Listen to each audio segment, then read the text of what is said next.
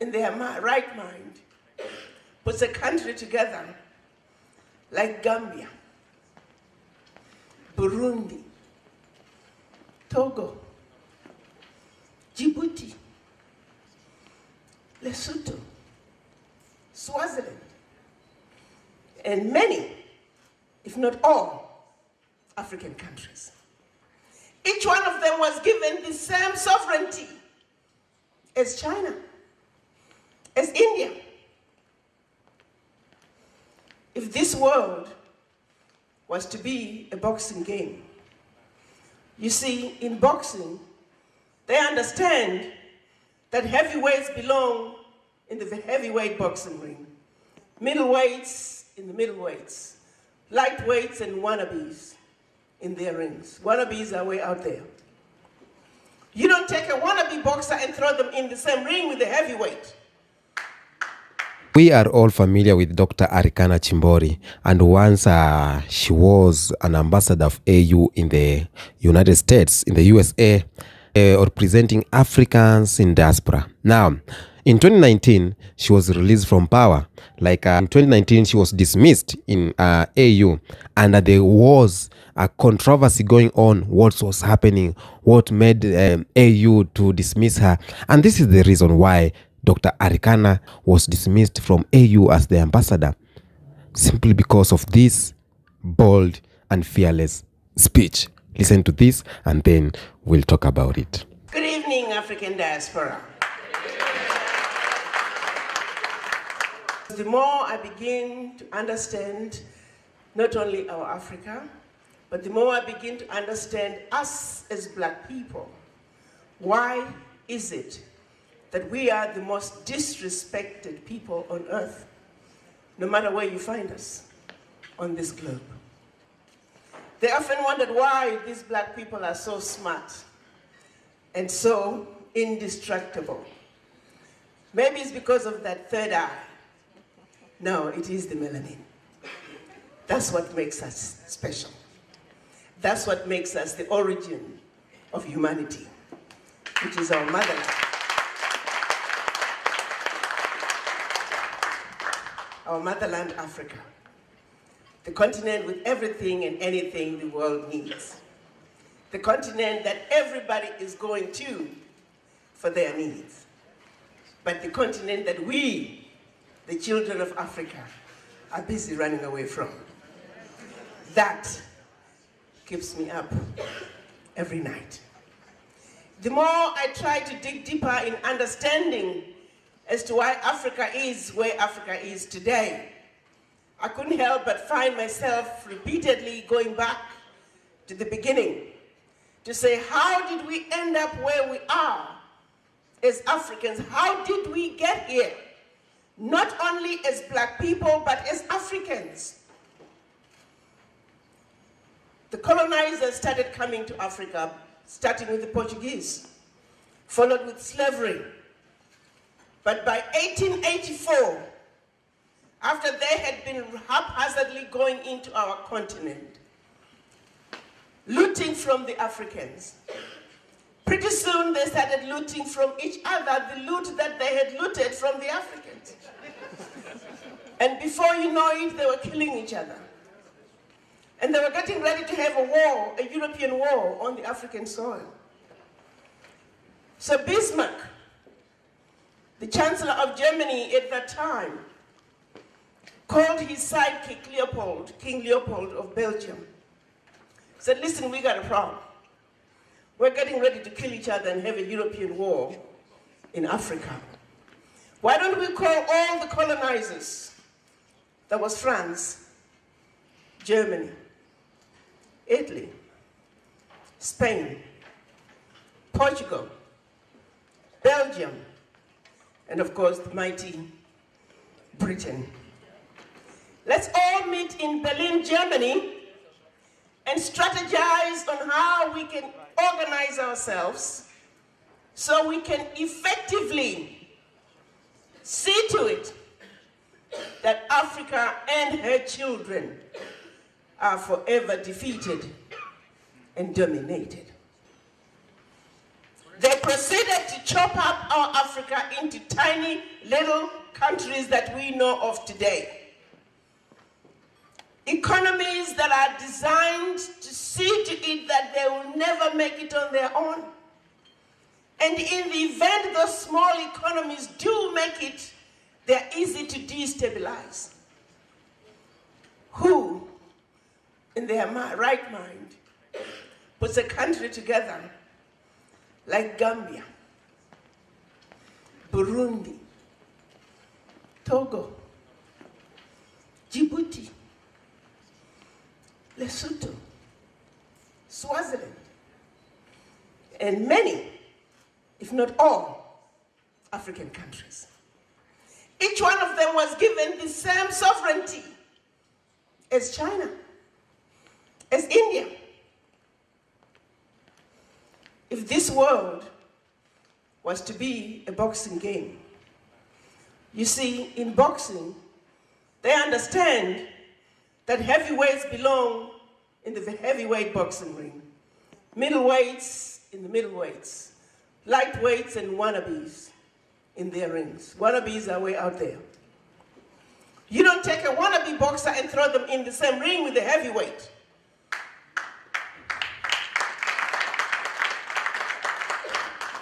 But what's being done to our Africa, let's start negotiating. It's country against country. Countries, please stand up. Little Gambia stands up. And Gambia is supposed to negotiate with China. Lesotho is supposed to negotiate with India. Swaziland must jump in with the United States. Djibouti, you must go in. You see, the Europeans realized as individual European countries, they can make it. So they came together as the European Union. So they negotiate as a bloc. So yeah, Djibouti, you go in with EU. And when the African countries lose, the world stands back and says, what's wrong with you, African countries? Why aren't you able to manage your people? How can that be? Where is the parity? African countries are wannabe boxers who are constantly being thrown into the heavyweight boxing ring, and we are getting our rear ends kicked day in and day out.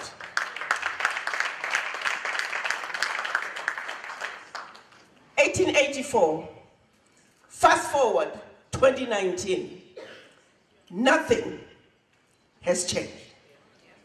The strategy that was put in place to see to it that Africa and her children are forever defeated and dominated remains alive and well.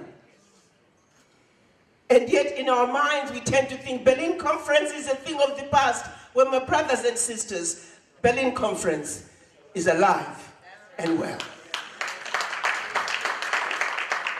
And allow me to take it home for you. Have you ever wondered why intra-Africa trade is sitting at 18%? I'll tell you why. We have 43 different currencies on the continent. It's difficult to trade with each other because of the currencies. It's easier for us to exchange with the US dollar with the euro than with each other. Why is that, Berlin Conference? It's easier for Mozambique to send Mozambican oil outside Mozambique to Europe and everywhere else, just so Zimbabwe next door can buy it from across the oceans. It's easier for a company that's manufacturing the best ceramic tiles in Africa, in Egypt. That company sends its tiles to Italy, only for the Africans to turn around and buy the same tiles, 20, 30 times the cost. Why is it that we are not trading with each other? It's because, starting in South Africa, there's a road that goes up until maybe 2-3 kilometers from the border with Botswana. And that same road picks up 2-3 kilometers into Botswana. And if only we could connect the two. But Berlin Conference said, no, you're different. You're another country. You can't look at it this way. If we were to connect all the existing power lines in Africa today, we would provide electricity to 30 million more people. And in the process, we would save $20 billion. But the reason we can't connect the power lines, thanks to Berlin Conference. We're different countries. We can cross that border. Why are our children crossing the Mediterranean in search of nothing? It's because little Gambia can only create so many jobs. And a young man in Gambia, which is surrounded by Senegal, cannot go to Senegal and look for a job. Thanks to the Berlin Conference. Question then becomes, if you look at all the issues we're dealing with today in Africa, one by one, every one of them relates back to the Berlin Conference and our inability to work together as one continent, one Africa, speaking with one voice. Thanks to Berlin Conference. Welcome back. Personally, I think this is one of the speeches that made AU to dismiss her from power, simply because she was bold, she was fearless, and she exposed whites. And this is something that the AU does not want. AU is African Union. And every day I say that AU is like one of the tools used in neo-colonization. AU supposed to be the tool to unite Africa. AU supposed to make Africa great, supposed to deal with the security in Africa, deal with the infrastructure in Africa, deal with the education in Africa, deal with the wellness of Africans. But AU, personally, I think like it is supporting the agenda of the white supremacy. Now, on this speech, she talked about how white people came to Africa, how how slavery started, and how they shared on how they put borders in our Africa. She talked about what is the problem with Africa. She talked a lot of things, and she was still in power, and it was not good for her because the AU did not want this to be out. That's my opinion. It's not official that it is because of this that made AU dismiss her, but this was back then in 2019, and she was dismissed in power simply because she did not support what they wanted her to support, simply because she talked what she was not supposed to talk. And we see a lot of bold African leaders coming out and they are being eliminated. We have seen Thomas Sankara, we have seen Patrice Lumumba, we have seen Muammar Gaddafi, we have seen leaders who have the agenda of uniting Africa. We have seen leaders who have the agenda to ditch the puppets, but what they do, they will get eliminated simply because Africa is designed to be like this. Africa is designed to cry.